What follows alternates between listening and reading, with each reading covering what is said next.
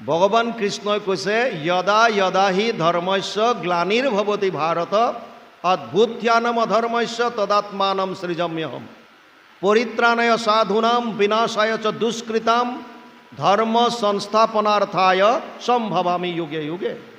চতুৰ্থ অধ্যায় 7 আৰু 8 নম্বৰ শ্লোক গীতা।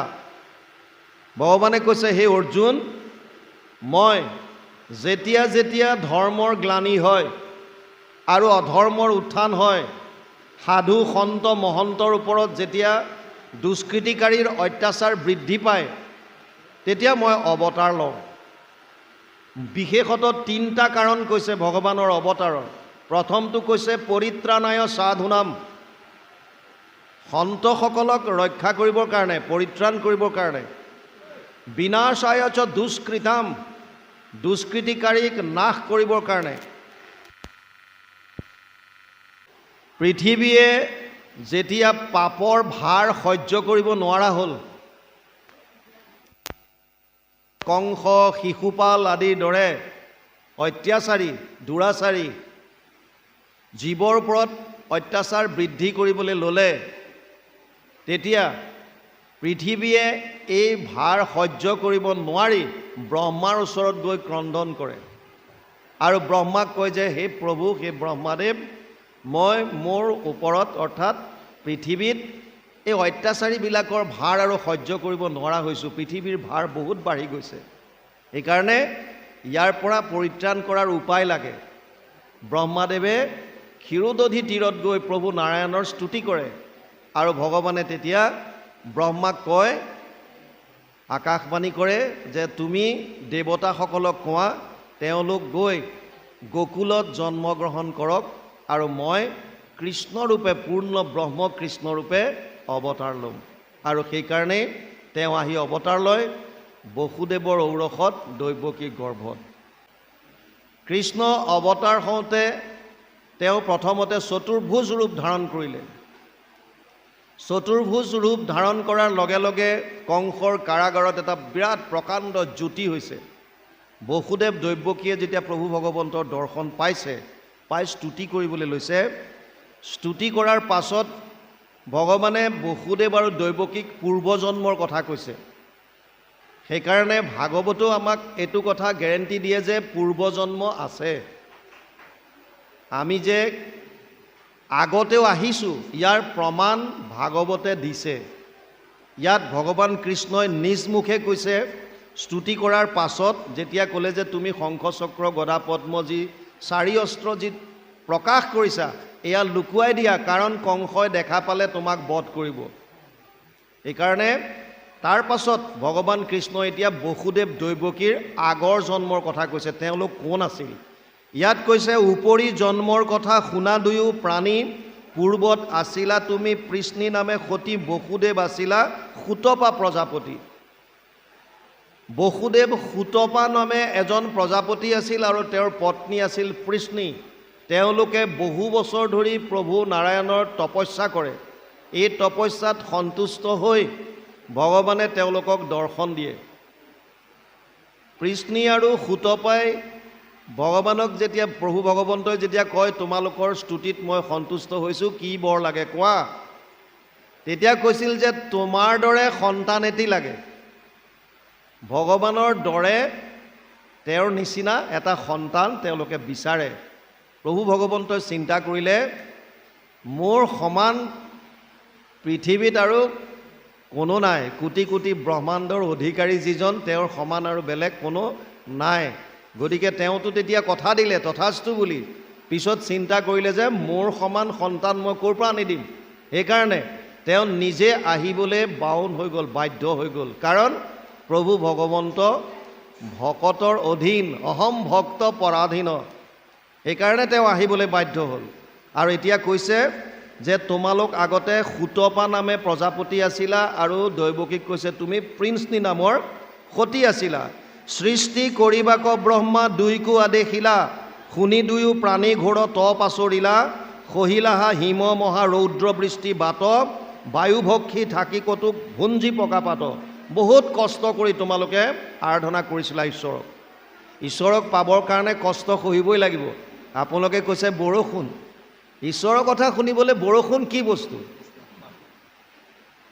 যদি ঈশ্বৰৰ কথা শুনাৰ ইচ্ছা থাকে তেতিয়াহ'লে ৰ'দ বৰষুণটো কি বস্তু?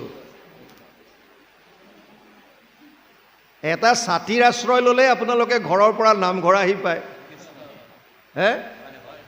এটা ছাতিৰ মাত্ৰ আশ্ৰয় যদি লয় এইকণ আহিবৰ কাৰণে, আৰু ইয়াত অহাৰ লগে লগে আছে গুৰুগৃহত সোমাই লোৱাৰ পিছত কি দিগদাৰ আছে? ঈশ্বৰৰ কথা শুনিবৰ কাৰণে কষ্ট সহিবই লাগিব, এই উৎকণ্ঠাটো লাগিব। সেইটো নাথাকিলে কেনেকৈ হ'ব? ইয়াত কৈছে যে বহু বছৰ ধৰি বসুদেৱ আৰু দৈৱকীয়ে যেতিয়া তেওঁলোক সুতপা নামে প্ৰজাপতি আৰু পৃষ্ণি নামে যেতিয়া সতী আছিল, বহু বছৰ ধৰি তেওঁলোকে তপ কৰিছিল। তপ মানে ঈশ্বৰক পাব পৰা সাধনা, কষ্ট সহ্য কৰিব পৰা বস্তুটোকে তপ বুলি কৈছে। তপ শৰীৰৰ তপ আছে, বাণীৰ তপ আছে আৰু মনৰ তপ আছে। গীতাৰ ৭ম অধ্যায়ত ৩টা তপৰ কথা কৈছে। কেনেকুৱা ৩টা তপ? যি কি নহওক, ইয়াত এতিয়া কৈছে ইমান কষ্ট তেওঁলোকে সহ্য কৰিছিল। সহিলাহা হিম মহা ৰৌদ্ৰ বৃষ্টি বাত, বৰষুণ তেওঁলোকেও সহি আছিল। তেতিয়াতো ঘৰ দুৱাৰো নাই, গছৰ তলতে বহি পেলাই তপস্যা কৰে। যিমান ৰ'দ হওক বৰষুণ হওক যিয়ে নহওক কিয় তাত তেওঁলোকে আছিল, আৰু বায়ুভক্ষী আছিল বুলি কৈছে। পকা পাত খাই আছিল। আমাৰ দৰে তৃপ্তিৰে এসাঁজ খোৱা নাই, যি পাইছে তাকে ভোজন কৰি আছিল। আৰাধিলা মুখ তপ কৰি আখৰিষ, বহি গৈল দিব্য ১২,০০০ বৰিষ। ১২,০০০ বছৰ। বৰ ইণ্টাৰেষ্টিং কথা। আগতে সত্য যুগত মানুহৰ বয়স ১,০০,০০০ বছৰ আছিল বুলি শাস্ত্ৰত কয়। বৰ্তমান কলিযুগৰ মানুহৰ বয়স হৈছে ১০০ বছৰ। দ্বাপৰত ১,০০০ বছৰলৈকে এভাৰেজ আছিল বুলি কয়। ত্ৰেতা যুগত ১০,০০০ বছৰলৈকে আছিল। কৰিলাহা ৰাজ্য ১০,০০০ বছৰ, ১০,০০০। আৰু সত্য যুগৰ মানুহ ১,০০,০০০ বছৰলৈকে জীয়াই থাকিব পাৰিছিল। যিজন মানুহ ১,০০,০০০ বছৰ জীয়াই থাকিব তেওঁৰ কাৰণে ১২ বছৰ তপস্যা কৰাটো ডাঙৰ কথা। কিন্তু আমাৰ বয়স কিমান? প্ৰায়েনা অল্পায়ুষ সভ্য কলৌ অস্মিন যুগে জনা, মন্দ সুমন্দ মতয়ো মন্দীয় ভাগ্য হি উপদ্ৰতা। সৌনকে সুতক কৈছে ১:১:১০ প্ৰথম স্কন্ধ ১ম অধ্যায় ১০ নম্বৰ শ্লোক। যেতিয়া সুধিছিল যে তুমি কলিযুগৰ মানুহে কি কৰিব, কল্যাণ কেনেকৈ পাব, তাৰ উপায় দিয়া, এই উপায়ৰ কথা কওঁতেই এটা কথা লগতে কৈছিল যে যিটো উপায় দিবা এই উপায়টো যাতে কলিযুগৰ মানুহে পালন কৰিব পাৰে তেনেকুৱা দিবা। কিয়? কাৰণ কলিযুগৰ মানুহৰ আয়ুস কম, প্ৰায়েনা অল্পায়ুষ। আৰু কি? ভাগ্যহীন, স্মৃতিহীন, বুদ্ধিবিলাক হীন হ'ব। ৮টা বস্তু কলিযুগত হ্ৰাস পাব। ততচ্ছ অনুদিনম ধৰ্মম সত্যম শৌচম ক্ষমা দয়া, কলেন বলেন ৰাজন নংসতি আয়ু বলম স্মৃতি। ১২:২:১ দ্বাদশ স্কন্ধ ২য় অধ্যায় ১ম শ্লোক ভাগৱত। তাত কৈছে ৮টা বস্তু কলিযুগত হ্ৰাস পাব। ধৰ্ম, সত্য, শৌচ, শৌচ মানে পবিত্ৰতা, ক্ষমা, দয়া, আয়ুস, বল, স্মৃতি, এই ৮টা বস্তু কলিযুগত হ্ৰাস পাব। এতিয়া ইয়াত যিহেতু তেওঁলোকে ১,০০,০০০ বছৰলৈকে জীয়াই থাকিব পাৰে, গতিকে ১২ বছৰ তপস্যা কৰাটো তেওঁলোকৰ কাৰণে বৰ ডাঙৰ কথা নাছিল। তথাপিও ১২ বছৰ তেওঁলোকে ১২,০০০ বৰিষ তেওঁলোকে তপস্যা কৰিলে। কৰিলাহা বহি গৈল দিব্য ১২,০০০ বৰিষ। তাৰ পাছত কৈছে এহি ৰূপে দেখা দিয়া বলো লোৱা বৰ, বোলাহা পুত্ৰেক হওক তুমি সমসৰ। মই যেতিয়া দেখা দি ক'লোঁ যে তোমালোকক কি বৰ লাগে কোৱা, তোমালোকে তেতিয়া কৈছিলা যে তোমাৰ সমান এজন সন্তান, এটা সন্তান লাগে। তোমাৰ সমসৰ মানে সমান। এহি হওক বুলি মই গৈলোঁ বৰ দিয়া, নুখুজিলা মুখ্য মুত মুহিলে ক মায়া। বৰ তাত্ত্বিক কথা কৈছে। ১২,০০০ বছৰ তপস্যা কৰি সেইজন ঈশ্বৰৰ দৰ্শন পাইছে যিজন কেৱল মুক্তিৰ অধিকাৰী দেৱ। কেৱল ভগৱান কৃষ্ণইহে জীৱক মুক্তি দিব পাৰে। তাৰ বাহিৰে ব্ৰহ্মা পৰ্যন্ত মায়াৰ অধীন। ব্ৰহ্ম ভুৱনালোক পুনৰাৱৰ্তিন অৰ্জুন মামু পেত্যতু কৌন্তেয় পুনৰ্জন্ম ন বিদ্যতে। অষ্টম অধ্যায় 16 নম্বৰ শ্লোক গীতা। অৰ্জুনক কৈছে, হে অৰ্জুন, ব্ৰহ্মলোক পৰ্যন্ত যিমান জীৱ আছে চবৰে পুনৰাৱৰ্তন আছে, মানে এই জন্ম মৃত্যুৰ চক্ৰত ঘূৰিব লাগিব। বন্ধন, মুক্তি নাই ইহঁতৰ যেতিয়ালৈকে প্ৰভুৰ চৰণত শৰণ নলয়। যেবে এক শত হুৱে বৰিষ ব্ৰহ্মাৰ, ব্ৰহ্মাকো কৰন্ত তেবে ঈশ্বৰে সংহাৰ। যি চতুৰ্থ প্ৰলয়ৰ কথা দ্বাদশত কৈছে, তাত আপোনালোকে নৈমিত্তিক প্ৰলয় বুলি এটা পাব। নিত্য নৈমিত্তিক প্ৰলয়ত, আৰু তাৰ পাছত আছে আত্যন্তিক আৰু প্ৰাকৃত। আত্যন্তিক প্ৰলয়ত পাব যেতিয়া 100 বছৰ হ'ব ব্ৰহ্মাৰ। 100 বছৰ হ'লে ব্ৰহ্মাকো ধ্বংস কৰি দিয়ে। ব্ৰহ্মাও নিচিন্ন হৈ প্ৰভু ভগৱন্তৰ উদৰত গৈ পেলাই বাস কৰিবলগীয়া হয়। পুনৰ যেতিয়া তেওঁ সৃষ্টি কৰিবৰ ইচ্ছা কৰে তেতিয়াহে পুনৰ আহে। গতিকে আল্টিমেটলি ব্ৰহ্মা পৰ্যন্ত কোনো দেৱতা মায়াৰ অতীত হ'ব পৰা নাই, বা তেওঁলোক মায়াৰ অধীন হৈ আছে, আৰু মুক্তি দিব পৰা কোনো নাই। সেইকাৰণে ইয়াত কৈছে, মোক দৰ্শন পোৱাৰ পাছতো য'ত তোমালোকে মোক যদি মুক্তি বিচাৰিলাহেঁতেন মই মুক্তি দিব পাৰিলোহেঁতেন, কিন্তু তোমালোকে পুত্ৰ বিচাৰিলা, কাৰণ সেইটো মোৰ মায়াৰ কাৰণে হ'ল। মায়াৰ পৰা হাত সৰাটো সম্ভৱ নহয়। তাৰ পাছত কৈছে, লোকত নেদেখি মূৰ সমৰূপে গুণে পৃষ্ণি গৰ্ভ নামে পুত্ৰ ভৈলহু আপনে। সেই তেতিয়া মই পৃষ্ণি গৰ্ভ নামেৰে তোমালোক দুইজনৰ পৰা জন্ম ল'লোঁ, কাৰণ মোৰ সমান বেলেগ কাকো মই পৃথিৱীত দেখা পোৱা নাই। সেইকাৰণে মই প্ৰথম অৱতাৰ ল'লে তেতিয়া পৃষ্ণি গৰ্ভ হিচাপে।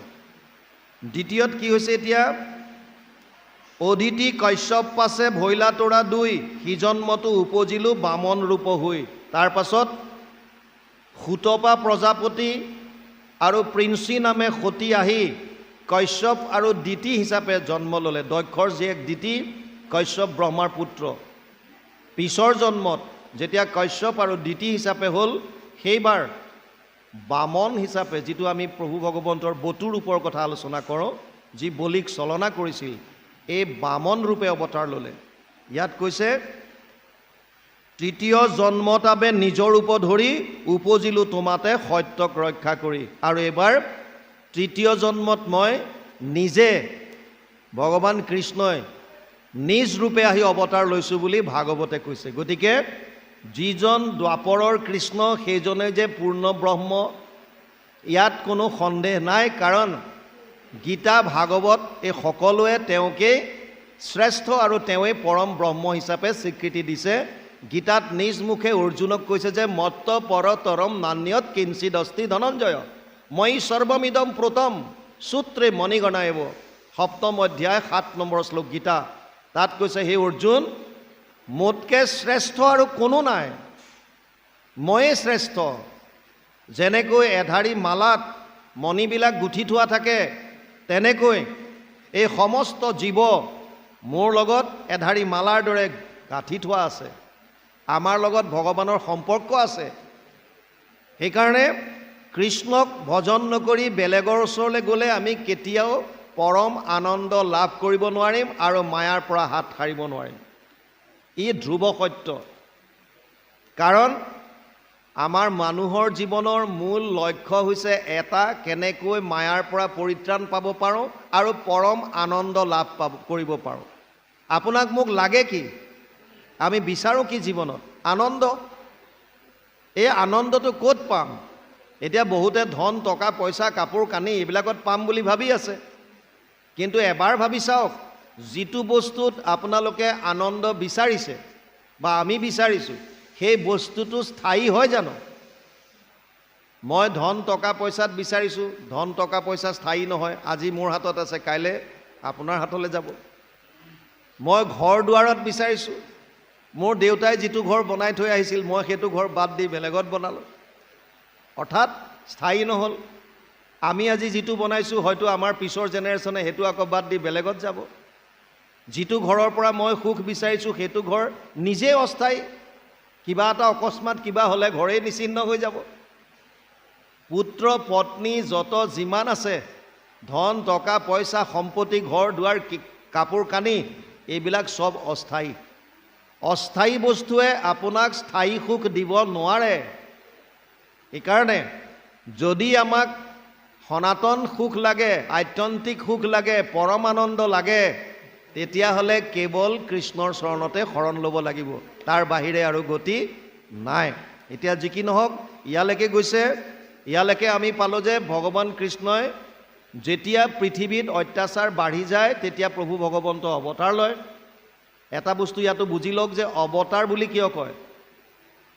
আমাৰবিলাক ল'ৰা ছোৱালী হ'লে জন্ম বুলি কয়, যিমানবিলাক আছে জন্ম বুলিহে কয়। ভগৱান যেতিয়া আহে অৱতাৰ বুলি কিয় কয়? ইয়াৰ কিবা এটাতো কাৰণ থাকিব লাগিব।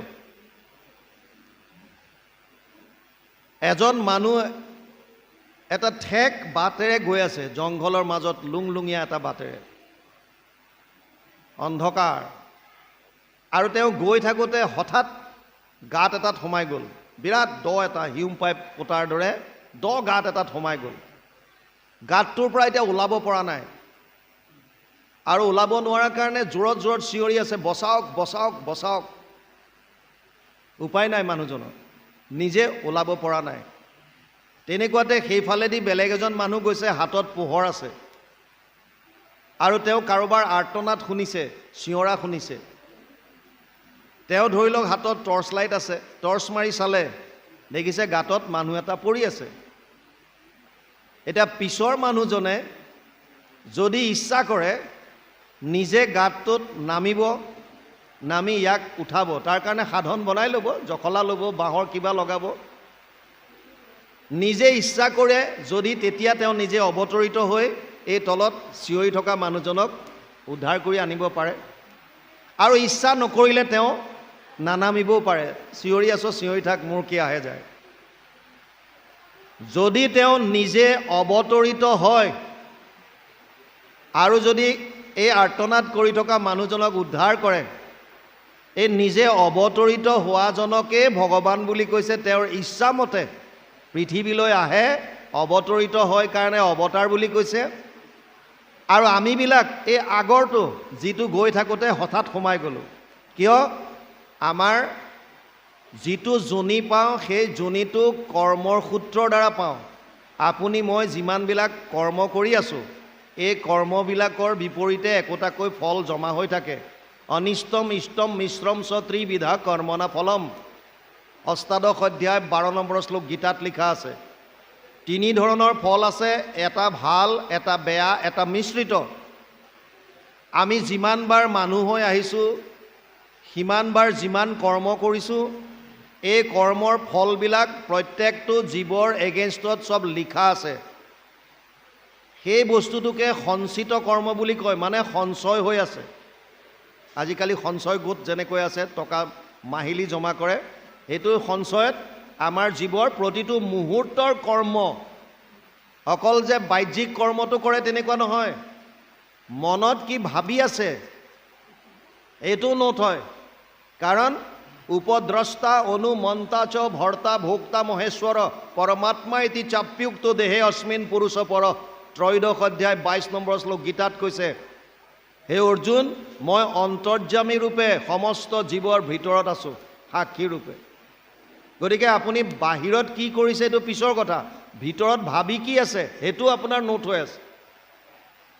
ইয়াৰ পৰা কোনো হাত সাৰিব নোৱাৰে। তাৰ মানে ভাৱৰ শুদ্ধতা নহালৈকে আমাৰ ৰক্ষা নাই। আৰু ভাৱৰ শুদ্ধতা মই প্ৰথমে কৈছোঁ, এটাই উপায় দি গৈছে, এতদস্মাৎ পৰম কিঞ্চিত মনশুদ্ধেনা বিদ্যতে। ভাগৱততকৈ শ্ৰেষ্ঠ গ্ৰন্থ ভাৱ শুদ্ধিকৰণৰ কাৰণে আন একো নাই। এইকাৰণে প্ৰথম টাৰ্গেট লওক চবে ভাৱৰ শুদ্ধতা। কেনেকৈ আমি ভাৱলৈ এটলিষ্ট ভাল ভাল কথা, পজিটিভ কথাবিলাক আনিব পাৰোঁ, আধ্যাত্মিক কথাবিলাক আনিব পাৰোঁ, দহৰ কল্যাণৰ কথা চিন্তা কৰিব পাৰোঁ, গাঁৱৰ উন্নতিৰ কথা চিন্তা কৰিব পাৰোঁ, দেশৰ উন্নতিৰ কথা চিন্তা কৰিব পাৰোঁ, ভাল ভাল কথাবিলাক। যিমান বেলেগৰ উন্নতিৰ কথা, কল্যাণৰ কথা চিন্তা কৰিব, সিমান আপোনাৰ লাভ হ'ব। কিন্তু আমি মানুহবিলাক তাৰ বিপৰীত। আমি বেলেগৰ দুখত দুখী হওঁ, এইটো একে সাধাৰণ কথা। আপোনাৰ গাঁৱত কোনোবা এঘৰ মানুহত কিবা এটা বিপদ হৈছে, কন্দা কটা লাগিছে, কিবা হানি বিঘিনি হ'ল, আমি চবেই গৈ তাত কান্দিছোঁ, চকুলো বোৱাইছোঁ, এইটো একো ডাঙৰ কথা নহয়। ডাঙৰ কথা সেইটো, যদি সেই ঘৰ মানুহে হঠাৎ 20 লাখ টকাৰ এটা লটাৰী লাগি গ'ল, তেতিয়া আপুনিও টিকেট লৈছিলে দুটা, আপুনি প্ৰাণ খুলি হাঁহিব পাৰিছে নাই? 1 নম্বৰৰ ইফাল সিফাল হ'ল। আপুনি তেতিয়া প্ৰাণ খুলি হাঁহিব পাৰিব নাই যে 1 নম্বৰৰ কাৰণে সি পালে, মই 20 লাখ টকা হেৰুৱালোঁ? তেতিয়া আপোনাৰ মনত ঈৰ্ষা ভাৱ থাকিব, সিহে পাব পাৰে, মানে ভগৱান এইটো মানে মানুহ চাইহে দিয়ে, আমি গালি পাৰিম তেতিয়া। এই ঈৰ্ষাটো থাকিব নালাগে। এজন মানুহে প্ৰভু ভগৱন্তক দৰ্শন পালে, ভগৱানক দৰ্শন পোৱাৰ লগে লগে ভগৱানে কৈছে, মোৰ দৰ্শনটো বৃথা নহয়, গতিকে অথলে নাযায়, তোমাক কি বৰ লাগে কোৱা। কিন্তু এটা চৰ্ত দিলে। চৰ্তটো দিছে, তোমাক যিটো বৰ লাগে, যিটো তুমি মোৰ পৰা খুজিবা, তোমাৰ কাষৰ যিজন প্ৰতিবেশী যিজন মানুহ, তেওঁ তাতকৈ দুগুণ পাব। অৰ্থাৎ যদি তুমি মোৰ পৰা এটা ঘৰ বিচৰা, তোমাৰ কাষৰজনে 2টা ঘৰ পাব। যদি তুমি 10 লাখ টকা বিচাৰা, তাৰ দুগুণ পাব। এতিয়া মানুহটো চিন্তাত পৰি গ'ল, মই ঈশ্বৰৰ দৰ্শন পালোঁ, মই যিটো কৃপা পাম, মোৰ লগৰ প্ৰতিবেশীজনে ভকতত ডাবল পাব, সেইটো সহ্য কৰিব পৰা নাই। সেইকাৰণে সি ক'লে যে, প্ৰভু মোৰ এটা চকু ফুটাই দিয়া। কিয়? এটা চকু ফুটাই দিয়া, তেতিয়া কি হ'ব? কাষৰটোৰ 2টা যাব, অন্ধ হ'ব। মোৰে চকু এটা ফুটাই দিয়া, তাৰমানে তাৰ 2টা চকু ফুটক। আৰু কৈছে, মোৰ ড্ৰয়িং ৰুমত এটা ডাঙৰ গাঁত এটা বনাই দিয়া, এটা গাঁত, তেতিয়া তাৰ ড্ৰয়িং ৰুমত, যেতিয়া অন্ধ হ'ব, ড্ৰয়িং ৰুমত দ 2টা গাঁত থাকিব, কোনোবা পাকতটো পৰি পেলাই খতমেই হ'ব, সেইটো আশা। তাৰমানে আমি বেলেগৰ উন্নতি দেখিব নোৱাৰোঁ, লাগিলে আমাৰ কয় নহয়, নিজৰ নাক কাটি সতিনীৰ যাত্ৰা ভংগ কৰাৰ নিচিনা। আমি নিজে কষ্ট কৰি হ'লেও আনৰ সুখটোক আমি সহ্য কৰিব নোৱাৰোঁ, সিহঁতে দুখ পাওঁ। এই ঈৰ্ষাবিলাক বাদ দিব লাগিব।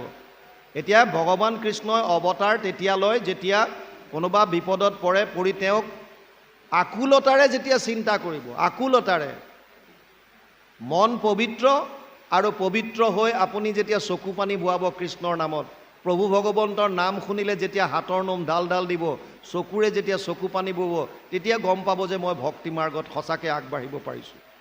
আৰু তাৰ পাছত প্ৰভু ভগৱন্তই আপোনাক দৰ্শন দিব। এতিয়া হয়তো পীতাম্বৰ বস্ত্ৰ পৰিধান কৰি হাতত বংশী লৈ পেলাই আপোনাৰ ওচৰলৈ নাহিব পাৰে। আপোনাৰ হৃদয়ত যিদিনাই পৰম আনন্দৰ অনুভূতি আহিব, যিদিনাই আপুনি হৃদয়ত পৰম আনন্দ লাভ কৰিব পাৰিব, যেতিয়াই সৰু সুৰা সংঘাতবিলাকে আপোনাক কোনো প্ৰভাৱ পেলাব নোৱাৰিব, সেইদিনাই আপুনি গম পাব যে মই প্ৰভু ভগৱন্তৰ দৰ্শন পাইছোঁ। আৰু ভক্তৰ ৰূপততো প্ৰভু ভগৱন্ত ভ্ৰমণ কৰিয়ে থাকে। সেইকাৰণে কলিযুগক ভক্তক প্ৰদান কৰি থৈ গৈছে গুৰুজনাই। প্ৰভু ভগৱন্তই কৈছে, ব্ৰহ্মৰূপে চিন্তা নুহি কৰা পুত্ৰ স্নেহ, ইজন্মে অৱশ্যে মোক্ষ পাইবা এৰি দে। বসুদেৱ দৈৱকীক ভগৱান কৃষ্ণই কৈছে, মোক পুত্ৰ স্নেহ বাদ দি ব্ৰহ্মৰূপে চিন্তা কৰা। আমি জেনেৰেলি শৰীৰ অভিমানীবিলাকে আমি শৰীৰটোকে মই বুলি ভাবি, শৰীৰৰ লগত সম্পৰ্ক থকা ব্যক্তিবিলাকক আপোন বুলি ভাবোঁ, আৰু তেওঁলোকক শাৰীৰিক হিচাপে আমি ভাল পাবলৈ শিকোঁ। কিন্তু আচলতে মই শৰীৰ নহয়, মই হৈছোঁ আত্মা। শৰীৰটোত মই আছোঁহে। এই শৰীৰটো 24 তত্ত্বৰ দ্বাৰা সৃষ্ট, ই মায়াৰ বস্তু। আত্মা ওলাই যোৱাৰ পাছত শৰীৰটো ইয়াৰ নিজস্ব একো নাথাকে। ইয়াৰ শেষ অৱস্থিতিত 3টা বুলি কৈছে, বিষ্ঠা, পলু বা ছাই। যদি মৃত্যুৰ পাছত শৰীৰটো পেলাই থয়, তেতিয়াহ'লে জীৱ জন্তুৱে ভক্ষণ কৰি বিষ্ঠাৰূপে তাক উলিয়াই দিব। যদি পুতি থয়, তেতিয়াহ'লে তাত পলুলৈ ৰূপান্তৰিত হ'ব, আৰু যদি জ্বলাই দিয়ে তেতিয়া ছাই হ'ব। শৰীৰটো বিনাশী, কিন্তু ইয়াৰ ভিতৰত যিটো তত্ত্ব আছে, এইটো যাক আমি আত্মা বুলি জানো, এই আত্মাটো সনাতন। আমাৰ গুৰুজনাৰো মূল তত্ত্ব হৈছে সেইটোহে। সেইকাৰণে কৈছে সমস্ত ভূততে ব্যাপী আছো মই হৰি, সবাকো মানিবা তুমি বিষ্ণু বুদ্ধি কৰি। যদি আমি প্ৰত্যেক জীৱক যদি বিষ্ণু বুদ্ধি কৰিব পাৰোঁ, তেতিয়াহ'লে জড় মূৰ্তিত আপুনি মূৰ নদোৱালেও কোনো ক্ষতি নহয়। আমাৰ ইয়াৰ উল্টাটো হৈছে আমি জড় মূৰ্তিক ভগৱান সদৃশ মানি লৈ তাত ঈশ্বৰ আছে বুলি ভাবি আমি প্ৰণাম কৰোঁ, কিন্তু মন্দিৰৰ বাহিৰত যদি ভিক্ষাৰীটো আছে তাক আমি লেই চেই কৰোঁ। গতিকে এই তত্ত্বটোৰ বিপৰীতে গুৰুজনাই আমাক শিক্ষা দিছে বৰ সুন্দৰ, যিটো কৃষ্ণই উদ্ধৱক বৈকুণ্ঠ প্ৰয়াণৰ প্ৰাক মুহূৰ্তত দি গৈছে, যে মই সমস্ততে ব্যাপ্ত হৈ আছোঁ। আৰু সেইকাৰণে আমি এতিয়া ইজনে সিজনক কৃষ্ণ বুলি কওঁ। আপুনি আপোনাৰ বয়স মোতকৈ ডাঙৰ নে সৰু নে কি কথা কি বতৰা কথা নাই, আমি কৃষ্ণ বুলি কাক কওঁ? এই শৰীৰত যিটো আত্মা বিৰাজমান হৈ আছে। এতিয়া ভগৱান কৃষ্ণয়ো বসুদেৱ দৈৱকীক কৈছে তুমি মোক পুত্ৰ হিচাপে, সেইটো স্নেহ নকৰি ব্ৰহ্মৰূপে তুমি মোক ভজন কৰা। মানে মই যদিও শাৰীৰিকভাৱে তোমালোকৰ পুত্ৰ হৈ আছোঁ, কিন্তু আচলতে এই শৰীৰটো এইটো মই কোনদিনা এৰি দিওঁ ঠিক নাই, কিন্তু মই যিটো ব্ৰহ্ম এইটোতো মই চিৰন্তন। সেইকাৰণে তুমি তেনেকৈ মোক চিন্তা কৰা, তেতিয়া তোমালোকে এইটো জন্মতে এই দেহ ত্যাগ কৰি পৰম গতি লাভ কৰিব পাৰিবা, অৰ্থাৎ মুক্তি পাব পাৰিবা। তাৰ পাছত কৈছে কংসক সংকিয়া যেবে শুনি উপায়, থৈও নিয়া মোক গকুলত পলুৱাই। যদি কংসৰ প্ৰতি ভয় আছে তোমালোকৰ যে মোকো মাৰি পেলাব বুলি, কাৰণ আগতে 6টা সন্তান বধ কৰিলে। সপ্তম সন্তানটো হৈছে বলৰাম, শংকৰষণৰ দ্বাৰা দৈৱকীৰ গৰ্ভ শংকৰষণ কৰি লৈ গৈ ৰোহিণীৰ গৰ্ভত স্থাপন কৰিছে। কিমান কাৰিকৰী ছায়েন্সৰ দিন তেতিয়াই। এগৰাকী মাতৃৰ গৰ্ভৰ পৰা কোনো হাতেৰে স্পৰ্শ নকৰাকৈ সেইটো তাৰ পৰা সন্তান লৈ গৈ বেলেগৰ গৰ্ভত স্থাপন কৰিব পৰাৰ বিদ্যা আমাৰ ইয়াত আছিল। সেইকাৰণে ভাগৱতত লিখিছে। আমি বহুতে এইবিলাক কিছুমানেতো ভাবোঁ যে এইবিলাক অতিৰঞ্জিত কিবা।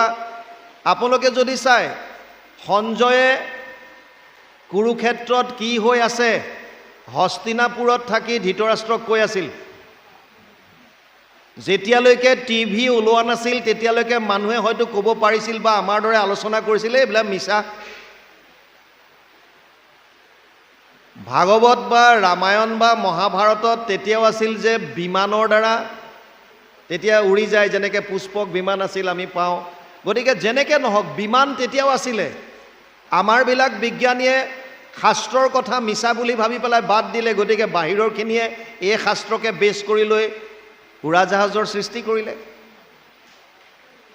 আমি কথাবিলাক চব অন্ধবিশ্বাস বা অতিৰঞ্জিত বুলি এৰি দিব নালাগে। তাৰ কিবা যদি বিজ্ঞানসন্মত কাৰণ থাকিব পাৰে, সেই বেছটো লৈ যিসকল বিজ্ঞানী তেওঁলোকে হয় বুলি এবাৰ মানি চাই তাত ৰিচাৰ্চটো কৰক, কিজনী তেওঁলোকে ভাল ফল পাবই। আৰু যিমান বস্তু ওলাই আছে আপোনালোকে চাব, তাৰ তুলনা আগতে ভাগৱতত দিয়া আছে।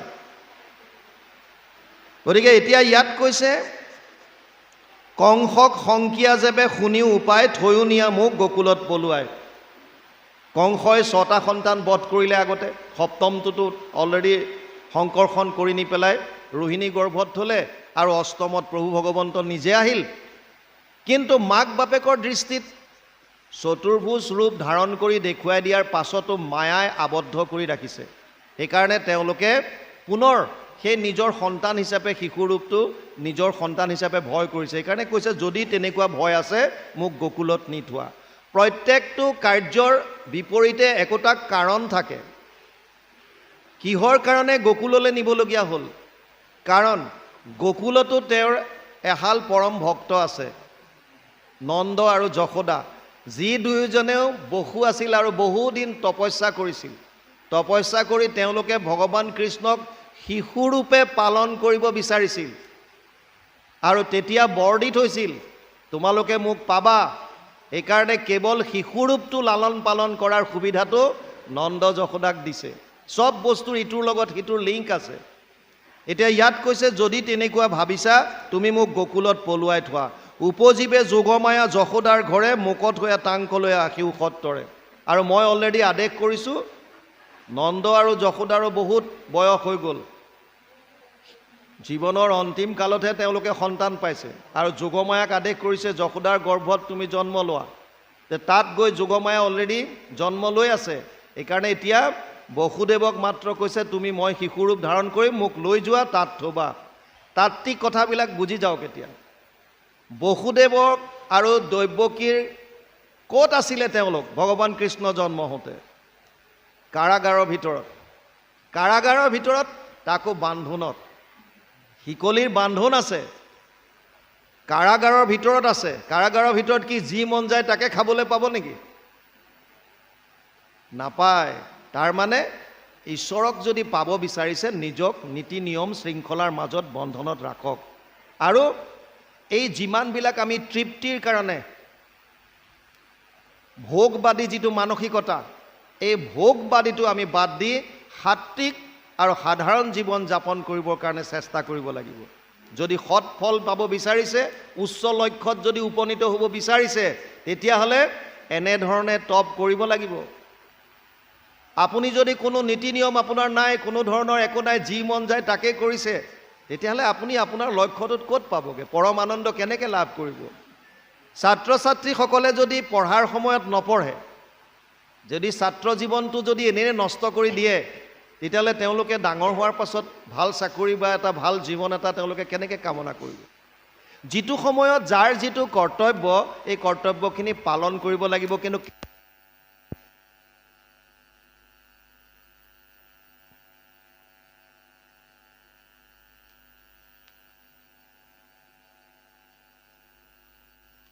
বসুদেৱ আৰু দৈৱকীক দেখুৱাইছে কাৰাগাৰৰ ভিতৰত, শিকলিয়ে বান্ধি থোৱা আছে। গতিকে তাত আহি ভগৱান কৃষ্ণই অৱতাৰ লৈছে, জন্ম লৈছে। গতিকে ইয়াত এতিয়া কৈছে, এহি বুলি তাসম্বাক বিষ্ণু ভৈলা চুপ, দুইহান্তৰ আগত ভৈলন্ত শিশুৰূপ, কৃষ্ণৰ আদেশ পাছে বসুদেৱে শুনি, ভাগিল নিহল টান পাৱৰ আপুনি, পুত্ৰ কোলাত লৈয়া বজাৱে খোজন্তে, উপজিল যোগমায়া যশোদাত হন্তে। তাৰ পাছত কৃষ্ণক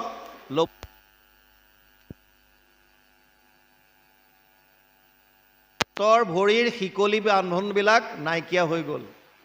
কিছুমান বান্ধোন মায়াৰ বান্ধোন, মায়াৰ বান্ধোনৰ পৰা হাত সাৰিব যদি বিচাৰিছে, তেতিয়াহ'লে ভগৱান কৃষ্ণক শিৰত উঠাই লওক। যেতিয়া ভগৱান কৃষ্ণক শিৰত উঠাই ল'ব, অৰ্থাৎ প্ৰভু ভগৱন্তৰ চৰণত একান্তভাৱে যেতিয়া শৰণাগতি হৈ কেৱল কৃষ্ণময় কৰি ৰাখিব, তেতিয়া মায়াৰ বান্ধোন নিজে নিজে খোল খাই যাব, নিজে নিজে খোল খাই যাব। দৈৱহী আছ গুণময়ী মম মায়া দূৰত্বয়া, মাম এবয়ে প্ৰপদ্যন্তে মায়া মেতাম তৰন্তিতে। ৭ম অধ্যায় 14 নম্বৰ শ্লোক গীতা। অৰ্জুনক কৈছে, হে অৰ্জুন, মোৰ মায়া অতি ভয়ানক, ইয়াৰ পৰা পৰিত্ৰাণ পাব পৰাটো অতি কষ্টকৰ, কিন্তু যিসকলে কেৱল মোক ভজন কৰিলে, শৰণ ল'লে, মই তেওঁকহে মায়াৰ বন্ধনৰ পৰা মুক্ত কৰি দিওঁ। গতিকে যেতিয়ালৈকে কৃষ্ণৰ চৰণত একাত্মভাৱে আমি শৰণাগতি নহ'ম, তেতিয়ালৈকে এই মায়াৰ চক্ৰৰ পৰা আমি পাৰ হৈ আহিব নোৱাৰিম। আৰু যেতিয়ালৈকে মায়াৰ অধীন হৈ থাকিব, তেতিয়ালৈকে পৰম আনন্দ লাভ কৰিব নোৱাৰিব। ই ধ্ৰুৱ সত্য, আপোনালোকে পৰম আনন্দ তেতিয়ালৈকে লাভ কৰিব নোৱাৰিব। ইয়াৰ পাছত এতিয়া কৈছে, যেতিয়াই কোলাত ল'লে, লগে লগে চব হাতৰ ভৰি তেওঁৰ নিহল খুলি গ'ল।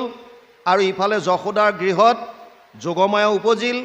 পালি পোহৰীয়া নগৰীয়া দাড়ীজন দেৱীৰ প্ৰভাৱে সবে ভৈলা অচেতন, নিদ্ৰা গৈলা পৰিল যতেক আছে ৰখি, জাগি জীৱা আছে সিও নেদেখিল আখি।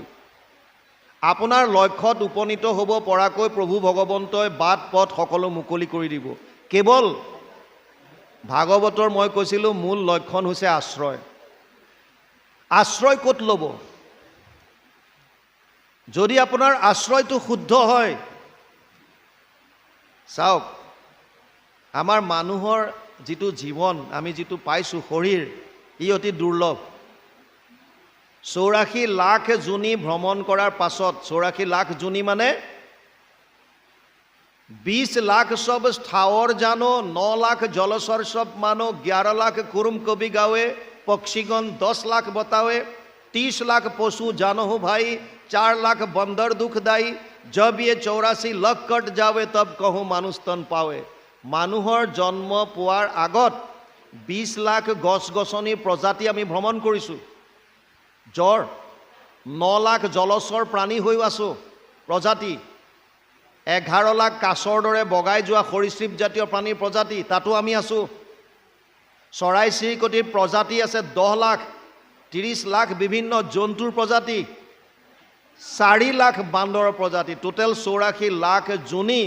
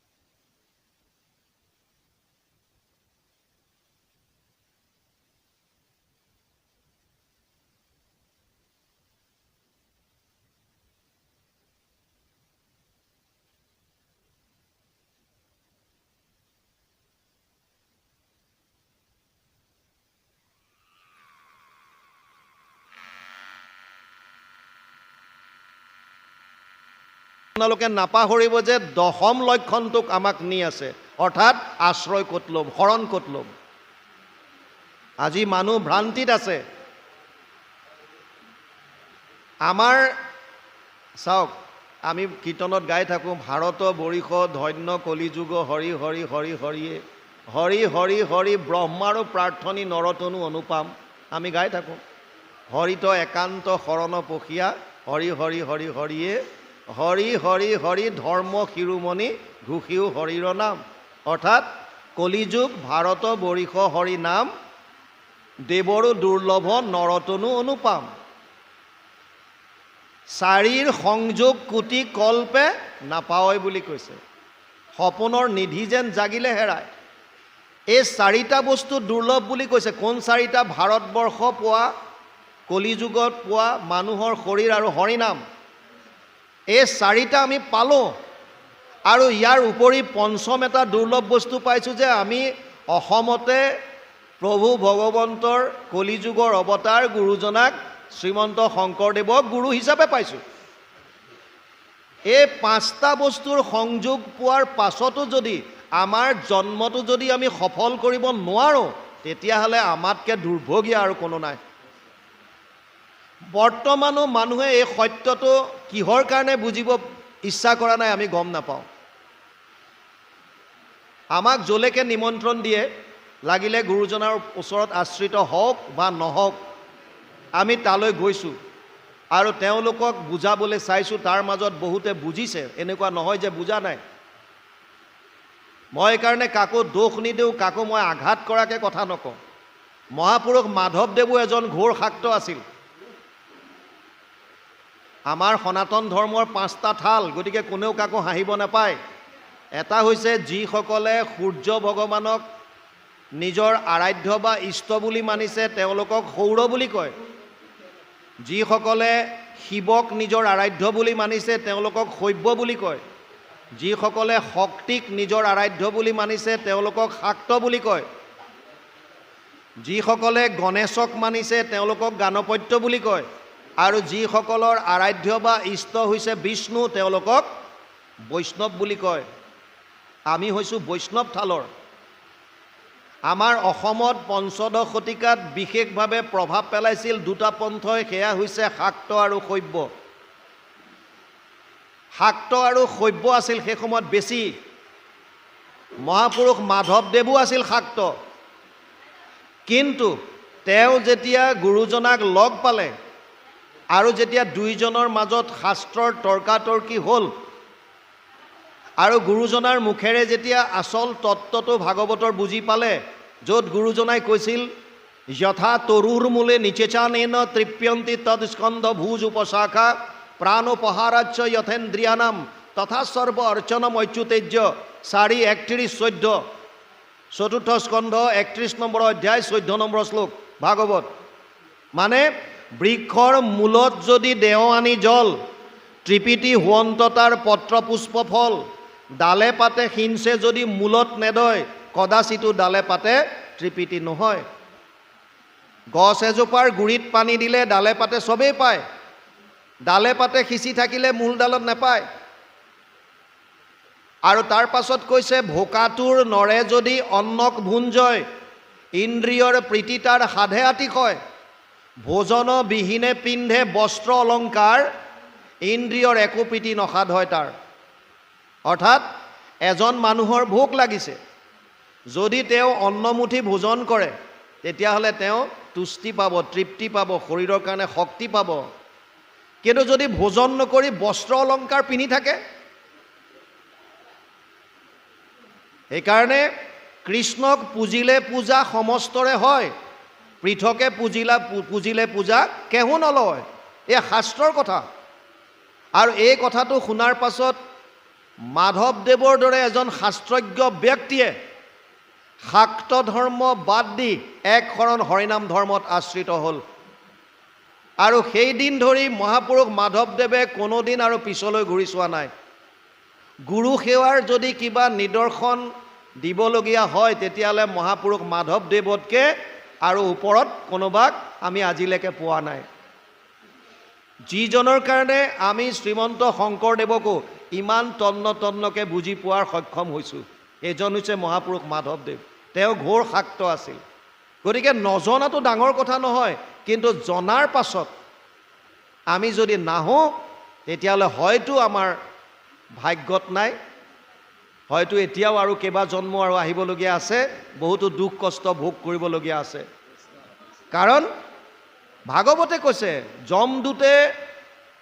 যম ৰজাই যমদূতক কৈছে অজামিল উপাখ্যানত, শত কোটি জন্মান্তৰে হোৱে মহাভাগ, নৰ শৰীৰক জীৱে তেবে পাৱে লাগ, তাকো যেবে মোৰ দায়া ভৈলা জাক প্ৰতি, সেহিকে কৰিবে পাৰে আমাত ভকতি।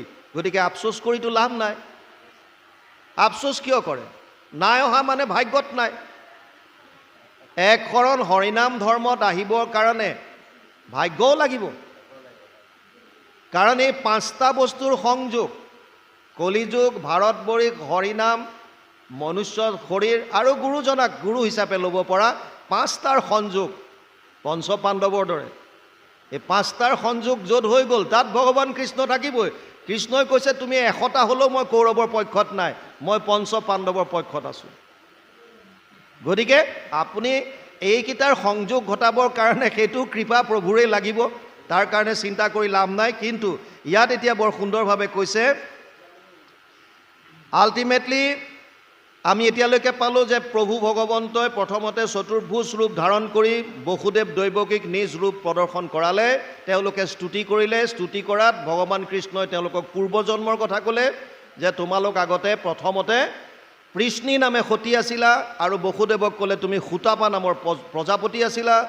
12,000 দিব্য বছৰ তোমালোকে মোক তপস্যা কৰিছিলা, মই তোমালোকক দৰ্শন দিলোঁ। এই দৰ্শন পোৱাৰ পাছতো তোমালোকে মোৰ পৰা মুখ্য নিবিচাৰি পুত্ৰ হিচাপে মোক কামনা কৰিলা। ময়ো তেতিয়া তথাস্তু বুলি কৈ গুচি গ'লোঁ। কিন্তু পাছত মই চিন্তা কৰিলোঁ যে মোৰ সমান বা মোৰ সমসৰ আন কোনো নাই, সেইকাৰণে মই আহিবলগীয়া হ'ল। আৰু মই এবাৰ দুবাৰ নহয় 3বাৰ আহিবলগীয়া হ'ল। প্ৰথমবাৰ আহিলোঁ পৃষ্ণী গৰ্ভ হিচাপে, পাছত যেতিয়া তোমালোক কাশ্যপ আৰু অদিতি হ'লা তেতিয়া মই বামন স্বৰূপে আহিলোঁ, আৰু এইবাৰ তোমালোক বসুদেৱ আৰু দৈৱকী হিচাপে আহিছা। এতিয়া মই পূৰ্ণ ব্ৰহ্ম কৃষ্ণ ৰূপে অৱতাৰ ল'লোঁ।